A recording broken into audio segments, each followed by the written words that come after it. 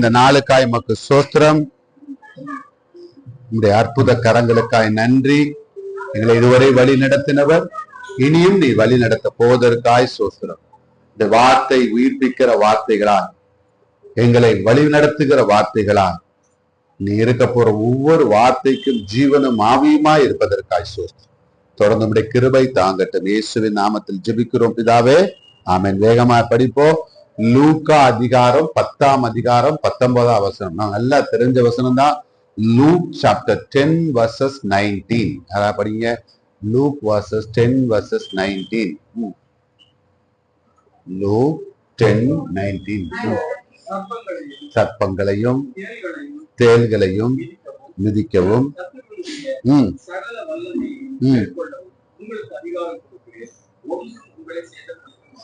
படிச்சிருமா? I have behold, I have give you power.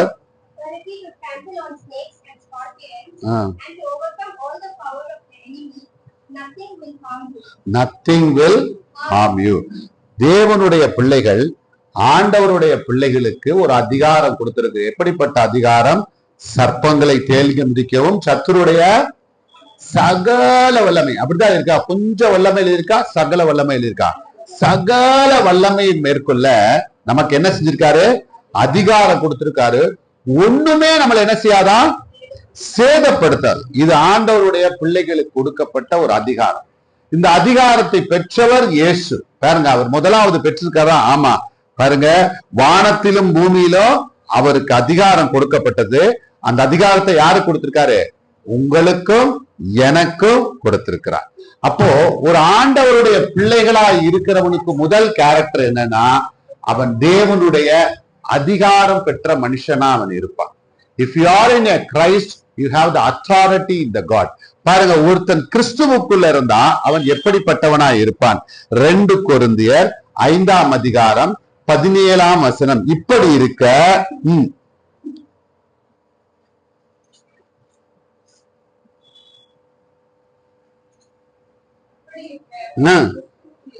இருந்தால் புது சிருஷ்டியா இருக்கிறான். எல்லாம் புதுசாச்சு. பழசெல்லாம் என்ன ஆயிடுச்சு? ஒளிந்து போயிருச்சு. எல்லாம் யார் ஒருத்தன் கிறிஸ்துவுக்குள் இருந்தா அவன் புதிய படைப்பு. டிரான்ஸ்பர்மேஷன்ல புது கிரியேஷன். அவன் டிரான்ஸ்பர்மேஷன் கிரியேஷனுக்கு வித்தியாசம் இருக்கு. டிரான்ஸ்பர்மேஷன்னா ஒரு நிலையிலிருந்து ஒரு நிலையை மாற்றுவது. கிரியேஷன் ஒன்றுமே இல்லாத இடத்துல உருவாக்குவது. நம்ம கிறிஸ்துவுக்குள்ள என்ன செஞ்சிருக்காரா?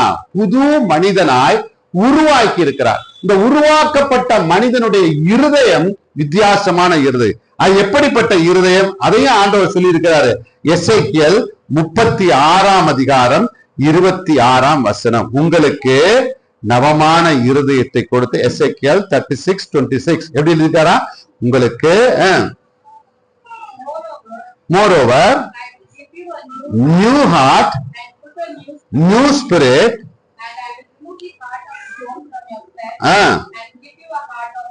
praise God. பாருங்க, உங்களுக்கு நவமான இருதயத்தை உங்கள் உள்ளத்திலே புதிதான ஆவியை கட்டளையிட்டு கல்லான இருதயத்தை உங்கள் மாம்சத்திலே எடுத்து சதையான இருதயத்தை உங்களுக்கு கொடுத்து. அடிக்கடி இந்த வசனத்தை எப்படி யூஸ் பண்ணுவாங்கன்னா, ஆண்டவர் இந்த பிரமாணங்கள் எழுதி வச்சிருக்காரு, இந்த இருதயத்தை எழுதிருக்காரு, 10 கட்டளைகள் எழுதி வச்சிருக்காரு. அதெல்லாம் கிடையாது. புரியான இருதயம் என்ன தெரியுமா? அந்த இருதயம் விசுவாசம் உள்ள இருதயம். எப்படிப்பட்ட இருதயம்? விசுவாசம் உள்ள இருதயம். நம்ம கிறிஸ்தவர்களுக்கும் கிறிஸ்தவர்கள் அல்லாதவருக்கு, ஆண்டவரை ஏற்றுக்கொண்டவருக்கு ஏற்றுக்கொள்ளாதவருக்கு ஒரே வித்தியாசம் என்ன சொல்லுவோம்? அவங்க விசுவாசிகள், இவங்க அவிசுவாச. Believer and unbeliever. It's not a religion. உங்க பேரு பீட்டரா இருக்கலாம், பேரு டேவிடா இருக்கலாம். ஆனா ஆண்டவரை ஏற்றுக்கொண்டு அவரை நம்பினா அவன் பேர் என்ன? விசுவாசி. ஏற்றுக்கொள்ளாதவன் அவன் அவிசுவாசி. ஏற்றுக்கொண்டவன் முருகன் பேர் வச்சிருந்தா கூட விசுவாசி தான். ஏற்றுக்கொள்ளாதவன் டேவிட் பேர் வச்சிருந்தா கூட என்னதவன்? அவிசுவாசி. அப்போ ஒரு இருதயத்துல என்ன முதல்ல முக்கியமா மாறணும்னா விசுவாசம், the faith. அதனாலதான் ஆண்டவர் சொன்னார், மனுஷகுமாரன் வரும்போது எதை காண்பாரோ? விசுவாசத்தை காண்பாரோ. ஒரு மனிதனுடைய வாழ்க்கையோட அஸ்வாதமே விசுவாசத்துலதான் இருக்கு. அதனாலதான் ஆண்டவர் 2 கொரிந்தியர் 4ஆம் அதிகாரம் 13ஆம் வசனம் பாருங்க. விசுவாசித்தேன், 2 கொரிந்தியர் 4ஆம் அதிகாரம் 13ஆம் வசனம். விசுவாசித்தேன்,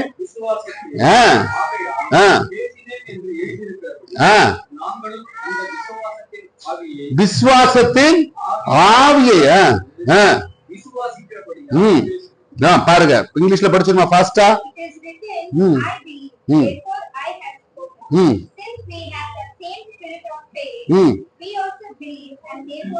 இதத்தான் எசேக்கியேல் 36 எழுதியிருக்கு. உங்கள் உள்ளத்திலே புதிதான ஆவி. அந்த புதிதான ஆவி என்ன? அதத்தான் 2 கொரிந்தியர் 4:3 எழுதியிருக்கு. விசுவாசத்தின் ஆவி உடையவர்களாய். அப்ப நம்ம வாழ்க்கையில முதலாவது இருக்க வேண்டிய ஆவி என்ன ஆவி? விசுவாசத்துல, ஸ்பிரிட் ஆஃப் ஃபெய்த். இது இருந்தால்தான் கிறிஸ்தவ வாழ்க்கையில வெற்றிங்கிற ஆரம்பமே ஆரம்பிக்கும். நிறைய பேரு கிறிஸ்தவ வாழ்க்கையுடைய வெற்றி அதுல இருக்கு. No no no, it starts in the faith, it finish in the faith. அது விசுவாசத்துல ஆரம்பித்து விசுவாசத்திலேயே முடிகிறதா இருக்குது. பாருங்க, இஸ்ரவேல் ஜனங்கள்ல 5 லட்சம் பேர் புருஷர்கள் மாத்திரம் கிளம்பி எல்லாரும் போனாங்க. பாலும் தேனும் ஓடுகிற தேசத்துக்கு போவோன்னு ஆண்டவர் என்ன செஞ்சாரு? வாக்கு பண்ணினார். வாக்கு பண்ணதுபடி ஒரு பெரிய கூட்டம். நான் சொல்றது அது வேதத்துல 5 லட்சம் புருஷர்கள் மட்டும் இருக்கு. அதுக்கப்புறம் அவங்க மனைவிகள், பிள்ளைகள் அப்படின்னு பார்த்தா நிறைய இருக்கும். அவங்க எல்லாரும் சேர்ந்து இங்க இருந்து கிளம்பி போறாங்க. எங்க எகிப்துல இருந்து விடுதலையாகி போறாங்க. ஆனா கானான் தேசத்துக்கு போனது எத்தனை பேரு? 2 பேர் தான் போனது. ஒரு பெரிய கூட்டம். ஆனா போய் சேர்ந்தது எத்தனை? 2. ஒன்னு யாரு? காலேப், இன்னொன்னு யோசுவா. இவங்க மட்டும் என்ன அப்படி ஒரு ஸ்பெஷல் அப்படின்னா, எல்லாரும் சூழ்நிலையை பார்த்து பயந்து நடுங்கி இருக்கும் போது அவங்களுக்கு முதல்ல ஒரு விசுவாசம் இருந்துச்சு. என்ன விசுவாசம்? கர்த்தர் நம்மளோடு இருக்கிறார், வாக்கு பண்ணினதை கட்டாயம் நிறைவேற்றுவார். தூர மனுஷனை பார்க்கல. அவங்க பாருங்க, காலேபு போகும்போது அந்த தேசம் எப்படி இருந்தா, அது ராட்சசர்கள் குடியிருக்கிற பட்டணமா. யாரு குடியிருக்கிற பட்டணம்? ஜெயின்ஸ். ராட்சசர்கள் அந்த சீலிங் உயரத்துக்கு மேல இருப்பானுங்க. ஒரு 11 அடிக்கு மேல செருப்பு இருக்கும். அவங்களுடைய இதெல்லாம் ஆர்ச்சியாலஜிஸ்ட்ல போட்டோ எல்லாம் போட்டுருந்தாங்க. ஒரு தடவை பார்த்தேன். உண்மையிலே ராட்சசர்கள் குடியிருந்ததா, பெரிய ஆளா இருப்பாங்க. இவங்க என்ன சொல்றாங்க? அவங்க கண்களுக்கு முன்பாக நாங்க வெட்டி கிளி போல இருப்போம், கிராஸ் காப்பர் மாதிரி இருக்கும். நாங்க ஒண்ணுமே இல்லை அவங்க கண்ணுக்கு மாதிரி. எங்களை ஒரு நிமிஷத்துல அடிச்சு நொறுக்கிடுவான். ஆனா காலேபு மட்டும் ஒரு அருமையான வார்த்தை ஜோஷுவா சொல்றா பாருங்க. என்னாகமம் புஸ்தகம் 14ஆம் அதிகாரம் 13 படிங்க. என்னாகமம் 13:30. அப்பொழுது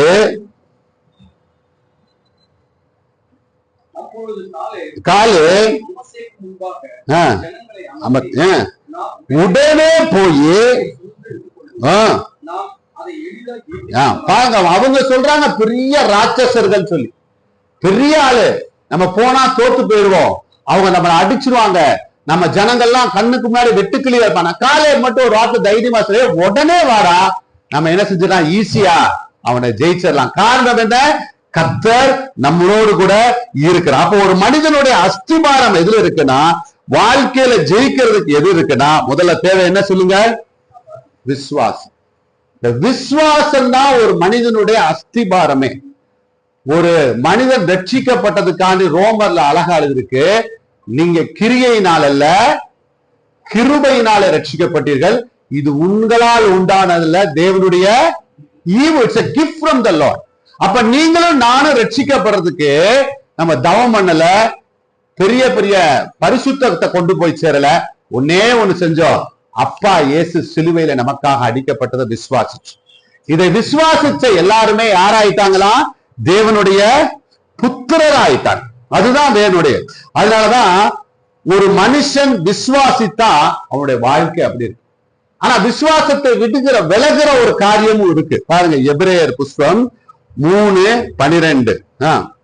எபிரேயர் 3:12.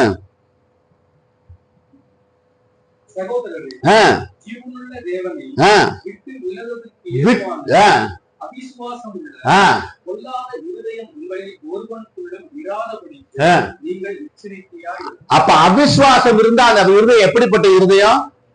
பொல்லாத இருதயம். விசுவாசம் இருந்தா நவமான இருதயம். அப்ப அவிசுவாசம் இருந்தா பொல்லாத இருதயம். அப்ப ஒரு மனிதனுடைய வாழ்க்கையில ஜெயிக்கணும்னா, வாழ்க்கையை ஜெயிக்கணும்னா, சூழ்நிலையை ஜெயிக்கணும்னா, ஆசீர்வாதமா வாழணும்னா, அதற்கு முதலாவது தேவை என்ன? நம்ம வாழ்க்கையில விசுவாசம் தான். விசுவாசம் இல்லாமல் ஒரு மனுஷன் என்ன செய்ய முடியாது, வாழ்க்கையை ஜெயிக்கவே முடியாது. ஆனா இந்த விசுவாசம் உடனே ஒரே நாள்ல நம்ம ஸ்டெப்புக்குள்ள வர்றப்போது இல்ல, அது ஒரு படிப்படியா வளருகிற ஒரு சிஸ்டமா இருக்கு, டே பை டே ப்ராசஸ். அதுக்கு ஒரு சின்ன உதாரணமா ஒரு ஸ்டோரியா அவங்கள்ட்ட சொல்லிட்டு போறேன், நீங்க வீட்டுல போய் படிச்சுக்க, டைம் இருக்காது. ஆதியாகமம் 17ஆம் அதிகாரம் 17-19 இது ஒரு சின்ன விஷயம், நீங்க வீட்டுல வச்சுக்கோங்க, போய் படிங்க. நான் சொல்றேன், ஜெனிசிஸ் சாப்டர் 17 to 19 பாருங்க. ஆபிரகாமுக்கு 100 வயதா இருக்கும்போது ஆண்டவர் அவனுக்கு முன்பாக தோன்றினார். அந்த ஆதியாகமம் 17ஆம் அதிகாரம் 1வது வசனத்தை பார்த்தீங்கன்னா, ஆண்டவர் ஒரு வார்த்தை சொன்னார், நான் சர்வ வல்லமையுள்ள தேவன், எனக்கு முன்பாக நீயே ஒண்ணு. எப்படி இருக்கு? I am the 90 years God appeared and said, I am the Almighty God. அப்படின்னா நான் சர்வ வல்லமையுள்ள தேவன், எனக்கு முன்பாக உத்தமனாயிரு அப்படி சொன்னார்.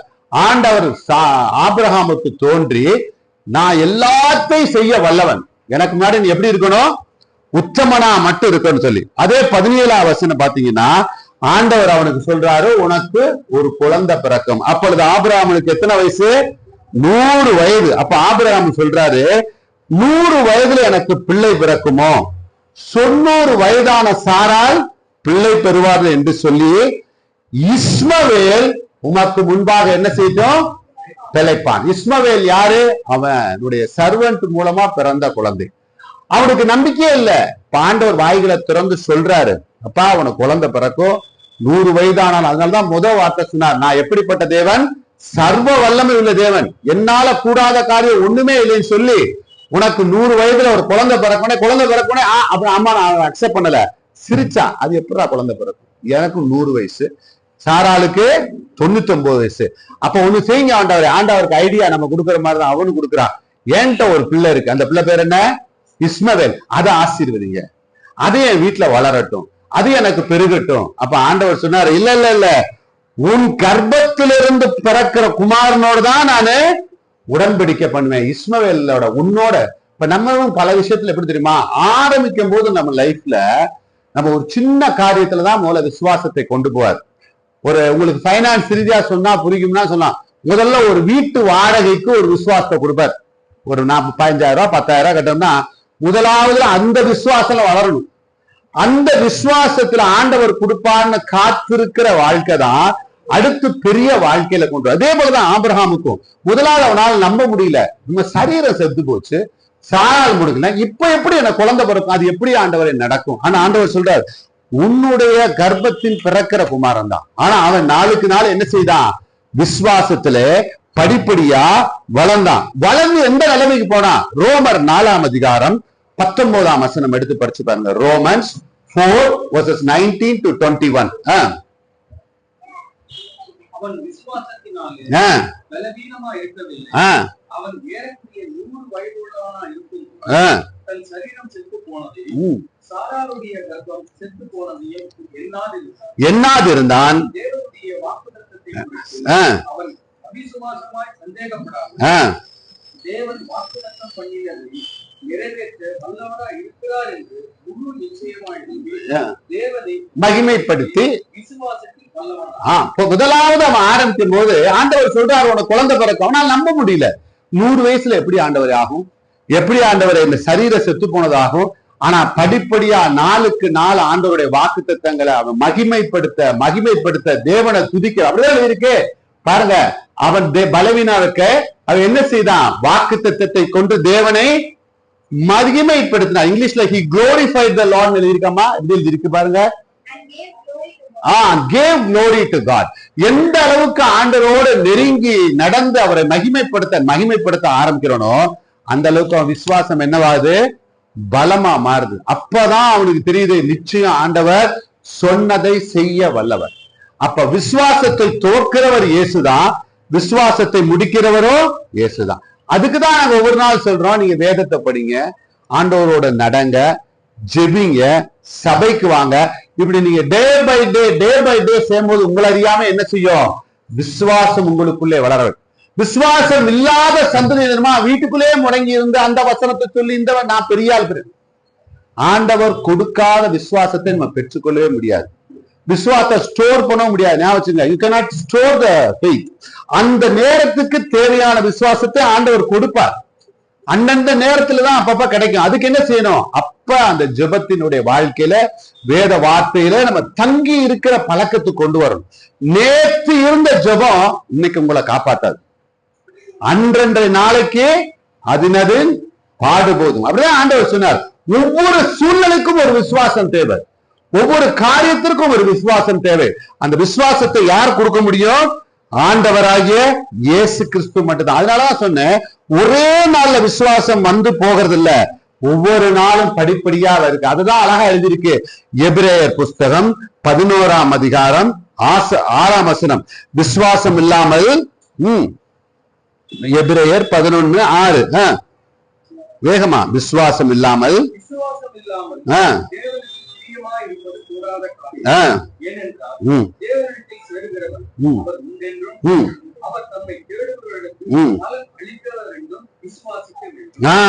அப்ப என்ன செய்யணுமா? கடவுள் ஒருத்தர் இருக்காரு, அவரை தேடுறவருக்கு என்ன செய்வார்னு? பலன் அளிப்பார்னு என்ன செய்யணும்? நம்பணும். இந்த நம்பிக்கை தான் நம்ம வாழ்க்கையோட அஸ்திபாரமே. அப்போ ஒருத்தன் விசுவாசம் உடையவனா இருந்தா அவன் என்ன செய்வான்? ஆண்டவரை தேடுவான். நீங்க தேடுறீங்கன்னா உனக்கு தெரிஞ்சுக்கங்க, நடக்குதோ இல்லையோ, தேடுறீங்கன்னா நீங்க யார் மேல விசுவாசம், யார் மேல இருக்கீங்க? கர்த்தர் மேல விசுவாசம். தேடலைன்னா நீங்களே உங்க லைஃப் தேடுறதுனா என்ன மனசுக்குள்ளே எனக்கு ஒரு நல்ல வீடு கிடைக்கணும் ஆண்டவரே, குடும்பம் நல்லா இருக்கும், பிள்ளைங்க, இப்படி இல்லை. உட்கார்ந்து அரை கதவை பூட்டி முழங்கால இருந்து கைகளை எடுத்து, புருஷர்களுக்கு சொல்லியிருக்க வேதத்துல, புருஷர்களே உங்க கைகளை உயர்த்தி பரிசுத்த கையில விட்டு தேவனுக்கு நேராய் விண்ணப்பம் பண்ணுங்கள். அப்ப ஒரு நாளைக்கு நீங்க கதவை மூடி நீங்களே முழங்கால் படிட்டு நீங்களே உங்க கைகளை தூக்கி ஜெபிக்கிறனா அப்போ உங்க பேர் என்ன? விசுவாஸ். நீங்க மனசுக்குள்ளே யோசிச்சுக்கிட்டு இருந்தீங்கன்னா அது பேர் என்ன? அவிசுவாஸ். இதான் சிம்பிள், பெரிய ரகசியம்லாம் இல்ல, ஈஸியா சொல்லி கொடுத்திருக்காரு ஆண்டவர். நீ எத்தனை நாள் பிரச்சனை வரும் பொழுது கதவை பூட்டி கைகளை உயர்த்தி ஆண்டவர் நோக்கி, ஆண்டவரே எனக்கு நீ உதவி செய், என் வாழ்க்கையை மாற்றித்தார, எனக்கு வழி தெரியல, நான் ஒரு அடிமைத்தனமா வாழ்றேன். எப்பவுமே அடிமை வாழ்க்கை எப்படி? சுயாதீனமா இருக்காது, அவன் சிந்திக்கவே முடியாது. ஆனா இருந்தாலும் பொண்ணா இருந்தாலும் அப்படித்தான். அதே மாதிரி அடிமையோட ஆண்டவர் பேச மாட்டார்.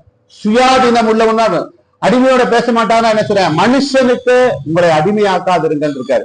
சில பேரு சில இடம் ரொம்ப சௌரியமா இருக்கும், அவங்க வாழ்ற வாழ்க்கை ரொம்ப நல்லா இருக்கும், சுகமா தூங்குவோம், சுகமா இருப்போம், சுகமா சாப்பிடுவோம், எல்லாமே செய்வோம். அதனால என்ன செய்வோம்? அவங்க என்ன சொன்னாலும் தலைய ஆண்டவர் சொல்றது அவங்களுக்கு என்ன செய்யாது? காதுல விழுதாது. இப்படி இருந்தவங்க தான் இஸ்ரவேல் ஜனங்கள். எத்தனை வருஷம் இருந்தாங்க? 430 வருஷம் இருந்தாங்க. அவங்களுக்கு என்ன கிடைச்சிச்சு? நல்லா சாப்பாடு, வெள்ளைப்பூண்டு, வெள்ளரிக்காய், வேலை பார்த்துட்டு இருந்தாங்க. கர்த்தருடைய பிள்ளைகள் தேவனுடைய ஜனம்னு தெரியல.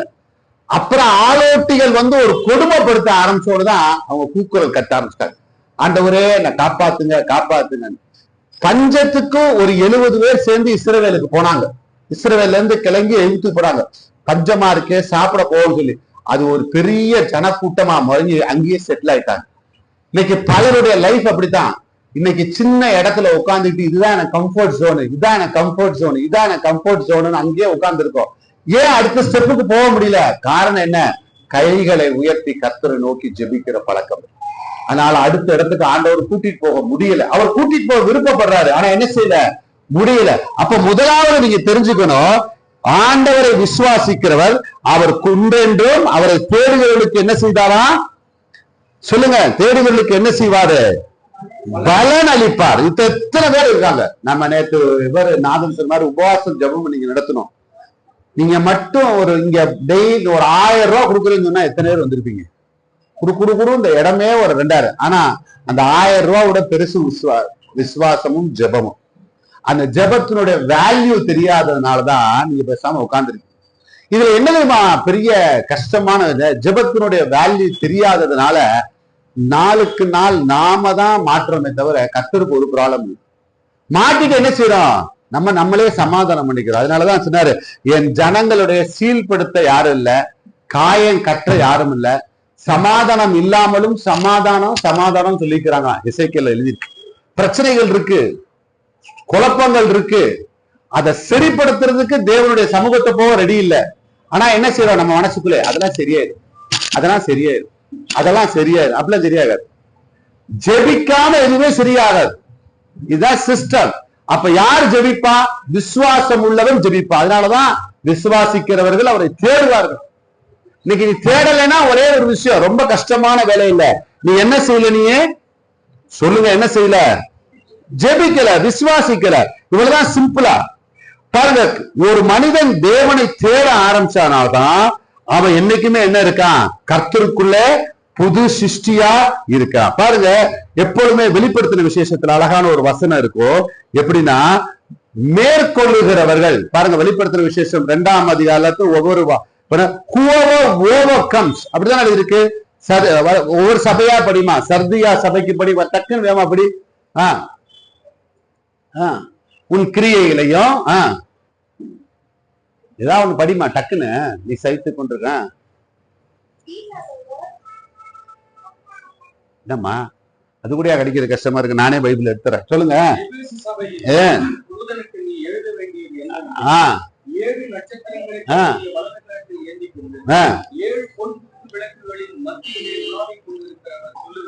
சொல்லுகிறதாவது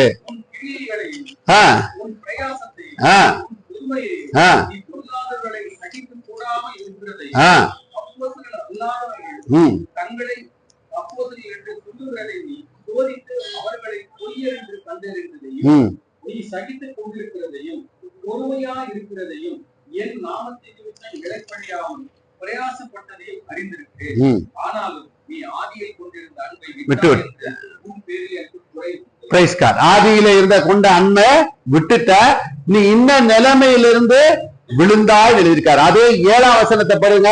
ஆவியானவர் சபைகளுக்கு சொல்லுகிறதை காதுள்ளவன் கேட்க யாருக்கு? யாருக்கு? திருப்பி நல்லா சொல்லுங்க, யாருக்காண்டி? ஜெயங்கள். whoever overcomes, அப்படிதான் நம்ம இங்கிலீஷ்ல இருக்கு.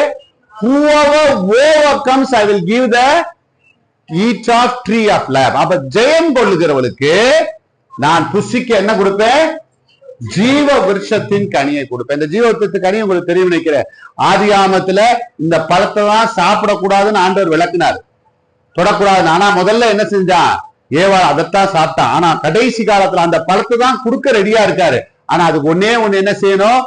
மேற்கொள்ளணும். யார் மேற்கொள்ள முடியும்? விசுவாசித்ததுனாலே மேற்கொள்ள முடியும். அந்த விசுவாசத்தை எது மூலமா வரும்? ஜபத்தின் மூலமா வரும். இன்னைக்கு விசுவாசிக்கிறேன் விசுவாசிக்கிறேன் வீட்டுக்குள்ள இருக்கல, விசுவாசித்து உங்க அறை கதவுல முழங்கால நிக்கணும். தேசத்துல இருக்க நடக்கிற கொடுமைகள்ல நம்ம தப்பிக்கணும்னா, அதனாலதான் ஆண்டவர் சொன்னார், இந்த உபத்திரங்களுக்கெல்லாம் தப்பி வைக்கும்படி நீங்க என்ன செய்யுங்க? விழித்திருந்து செவிங்க. வாழ்க்கை எங்க போறதே ஒருத்தர் தெரியல. நான் போன வாரம் நேற்று கூட சொன்னேன், ஒருத்தர் எனக்கெல்லாம் போன் பண்ணி அவ்வளவு பேர் அவ்வளவு புலம்புறாங்க. ஐயோ, இந்த வேலையில நான் படுற கஷ்டம் கொஞ்சம் கொஞ்சம் இல்ல, ராப்பகலா எங்களை வேலை வாங்குறாங்க. நைட்டெல்லாம் தூங்க முடியல, பகலெல்லாம் தூங்கல. முன்னாடிலாம் 8 மணி நேரம் வேலை வைப்பாங்க, இப்ப 24 மணி நேரம் பத்தாதுங்கிறான். இப்ப இன்போசிஸ் டைரக்டர் நாராயணமூர்த்தி ஒன்று சொல்லியிருக்காரு ஒரு தடவை, ஒவ்வொரு மனுஷனும் எவ்வளவு நேரம்? 18 மணி நேரம் வேலை வாங்குறான். எல்லாம் கத்திருக்கானுங்க. 18 நாள் சாகரதாச்சு. பாருங்க, கொடுமையான காலம். இந்த காலத்தை தப்பிக்கிறதுக்கு ஒரே ஒரு வழி என்ன? ஜபம். சூழ்நிலையை மாற்றுவது அவருடைய ஜபம். அந்த ஜபம் என்ன கொண்டு வரும்? நமக்கு விசுவாசத்தை கொண்டு வரும். அந்த விசுவாசம் சகலத்தை ஜெயிக்கும். அதனாலதான் நம்முடைய விசுவாசமே உலகத்தை ஜெயிக்கும். அப்ப நீங்க சும்மா உட்கார்ந்து ஜெயிக்கணும்னு நினைக்காதீங்க. சோம்பேறி எப்பவுமே என்ன சொல்லுவானா? போனா வழியில சிங்கம் புலியும்பான். ஆனா ஆண்டவருடைய பிள்ளைகளா இருந்தா முழங்கால நிற்பார். நீங்க எப்பவுமே அவன் தெரிஞ்சுக்கணும், மற்றவர்களுக்கு ஆசீர்வாதமா இருக்கணுமே தவிர மற்றவருக்கு எப்படி இருக்கக்கூடாது? ஒரு கஷ்டம் கொடுக்கிறவங்களா நம்ம இருக்கவே கூடாது. இயேசு கிறிஸ்துவோடைய வாழ்க்கையை பாருங்க. அவர் கடைசி வரை என்ன செய்தாரு? ஆண்டவர் நன்மை செய்கிறவராய் சுற்றி திரிந்து பலருக்கு உதவி செய்திருந்தார். இன்னைக்கு நீங்க விசுவாசியா இருக்கீங்களா இல்லையா? ஒரே ஒரு வசனத்தை பட்டு படிப்போம். யோவான் 11ஆம் அதிகாரம் 41, 42. ஆண்டவராகிய இயேசு கிறிஸ்து எப்படி ஜெபிச்சார் பாருங்க. நீங்க அவருடைய கேரக்டர் பாருங்க. அவர் தான் நமக்கு முன்மாதிரி, வேற யாருமே கிடையாது. ஆண்டவராகிய இயேசு கிறிஸ்து எப்படி ஜெபிச்சார்? ஒரு லாசரு செத்து போயிருக்கான். இயேசு தம்முடைய கண்களை ஏறெடுத்து, பிதாவே, நீர் எனக்கு செவி கொடுத்தபடியினால் உம்மை ஸ்தோத்திரிக்கிறேன். நீர் எப்பொழுதும் எனக்கு செவி கொடுக்கிறீர் என்று நான் அறிந்திருக்கிறேன். ஆனால் நீர் என்னை அனுப்பினதை சூழ்ந்து நிற்கும் ஜனங்கள் விசுவாசிக்கும்படியாக அவர்கள் நிமித்தம் இதை சொன்னேன் என்றார். பாருங்க, லாசரு உள்ள மரிச்சு போயிருக்கான். ஆண்டவர் போய் ஒரு ஜெபிக்கிறார். மரித்தவனை என்ன செய்யணும்? இப்ப உயிரோடு எழுப்பணும். எழுப்புறதுக்கு ஒரு ஜெபம் பண்ணணும். எப்படி ஜெபம் பண்ண? அப்ப நாமளா இருந்தா என்ன செய்வோம்? ஆண்டவரே, பாவியாக என் மேல் கிருபியாரும், உங்களுடைய ரத்தத்தினாலே கழுவுறோம். ஆண்டவரே, கெஞ்சி கேட்கிறோம். ஆண்டவரே, உன உயிரோட எழுப்புங்க. ஆண்டவரே, எங்க அக்கிரமத்தை பாக்காங்க, சிலுவையை பாருங்க, ரத்தத்தை பாருங்க, என்னென்னமோ சொல்லுவோம் இல்லையா? ஆனா ஆண்டவர் எல்லாம் அழகா பியூட்டிஃபுல்லா இருக்காருங்க. அவர் மரித்த வைக்கப்படுத்த கண்கள் எடுத்து, பிதாவே, படிங்க, பிதாவே, நீர் எனக்கு செவி கொடுத்தபடினால் நான் ஜெபம் பண்ணும் போதே என்ன செஞ்சிட்டீங்க?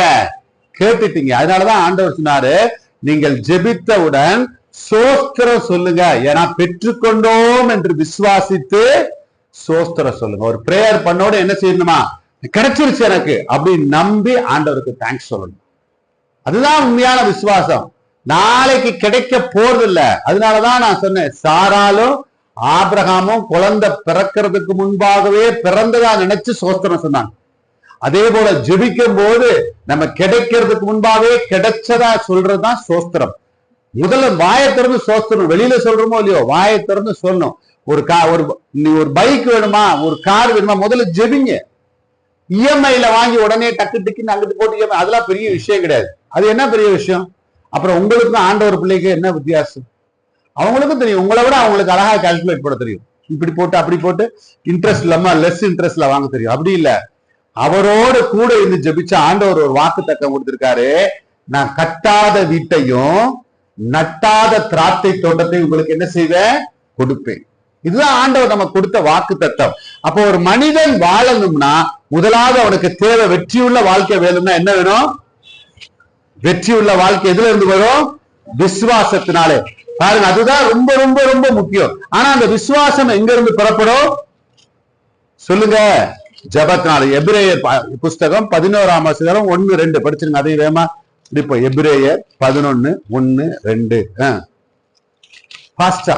விசுவாசமானது நம்பப்படுகிறவர்களின் உறுதியும் காணப்படாதவர்களின் நிச்சயமா இருக்கிறது.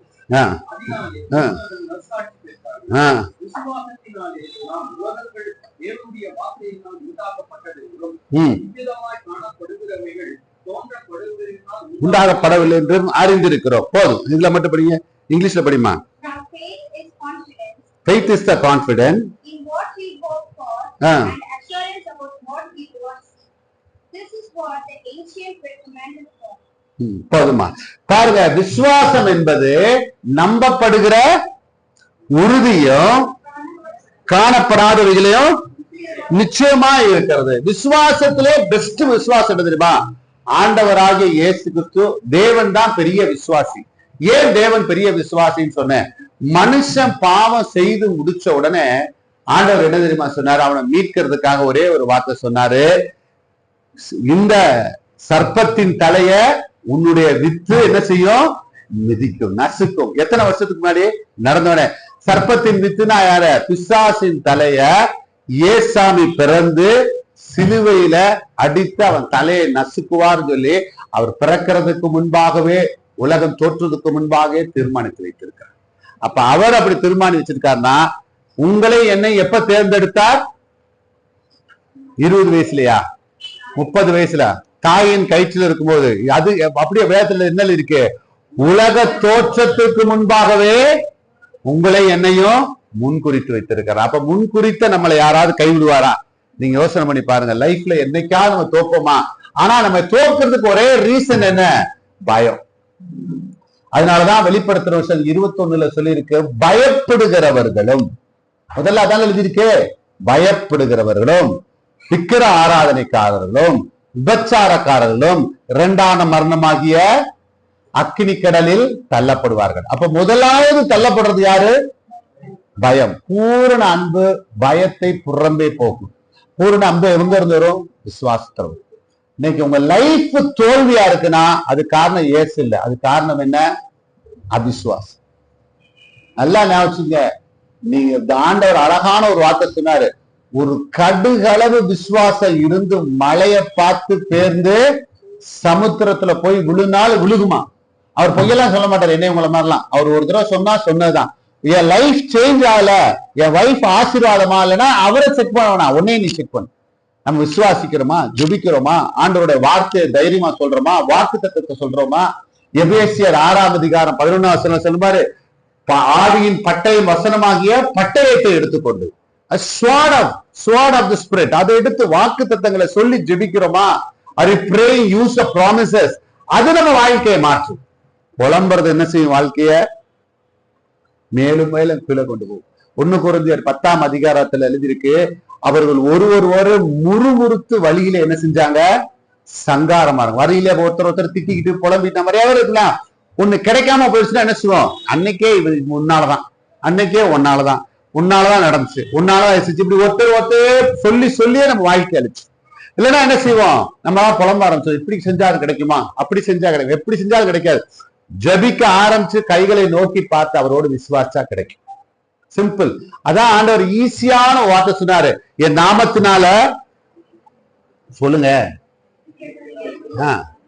கேளுங்கள். பாருங்க, அதை கொஞ்சம் யோசனை பண்ணி பாருங்க. என் நாமத்தினால எதை கேட்டாலும் அதை நான் தருவேன் அப்படின்னு என்ன சொல்றேன்? அதை எதை கேட்டாலும், இதை நம்ப முடியுதா உங்களால? நம்பி இருக்கீங்களா? என்றைக்காவது நம்பி இருந்தா அப்படி இருக்க முடியாது. நம்ம சும்மா சொல்லாங்க, நம்பி இருந்தா அப்படி இருக்கவே முடியாது. எதை கேட்டாலும் அப்படின்னா அவரால் கொடுக்க முடியாததுன்னு ஒண்ணுமே கிடையாது. அப்படிதான் அர்த்தம். அது அவர் சொன்னது ஒரு மனுஷன் அல்ல, வானத்தையும் பூமியும் உண்டாக்குனவர். ஆனா நம்ம என்ன தெரியுமா, ஒரு தடவை கேட்டு பார்ப்போம், 2 தடவை கேட்போம். அது நம்ம நினைச்சிட்டு இருக்கும் போது என்ன செய்வோம்? கிடைக்காதுன்னு நினைச்சிட்டே போவோம். அடிக்கடி ஒரு கதை வரும், நான் அந்த கதையை மட்டும் சொல்லி விடுறேன். எல்லாரும் இந்த ஊர்ல பட்டணத்துல நீங்க நிறைய தடவை கேட்டிருப்பீங்க, நான் திருப்பி சொல்றேன். நிறைய சேர்ந்து மழை பெய்யணும்னு ஜோம் பண்ணாங்களாம். என்னடா மழை பெய்யும் உனக்கு தெரியும் நினைக்கிறேன். எல்லாம் சேர்ந்து மழை பெய்யணும்னு ஜோம் பண்ணாங்களாம். ஜோம் பண்ணி முடிச்சு அடுத்த நாள் வந்து பாத்தீங்கன்னா, நான் இன்னைக்கு வருவேன் எல்லாரும் கூடாரத்துக்கு அப்படின்னு கூடி அடுத்த நாள் ஜெபிக்க வரும்போது ஒரு சின்ன பையன் மட்டும் கொடையோட வந்தானோ. ஏன்னான்னு கேட்டா எல்லாரும் ஜெபிச்சதுக்கு என்ன அர்த்தம்? மழை இன்னைக்கும் அதே மாதிரி மழை பெய்யணும் ஜெபிக்கணும். அந்த பையனுக்கு மட்டும் ஒரு நம்பிக்கை இருந்துச்சு, என்னது? கட்டாய நேற்று ஜெபிச்சிருக்கோம், இன்னைக்கு என்ன செய்யும்? மழை பெய்யும். நல்லதா வருது. அப்படித்தான் கொடை கொண்டு ஒருத்தன் தான், திருப்பி கூடி ஜெபிக்கிறவன் ஜாஸ்தி.